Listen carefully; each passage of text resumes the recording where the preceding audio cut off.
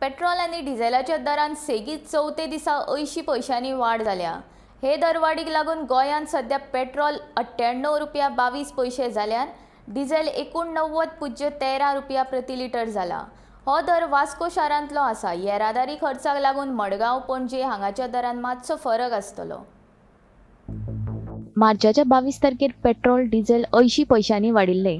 3 दीस दरवाड जायत आसा। ह्या 3 दिसांत पेट्रोल तशेंच डिझेलाचो दर 2.40 रुपयांनी वाडला। पेट्रोलाची आनी डिझेलाचो दर वाडिल्ल्यान म्हारगाय वाडला।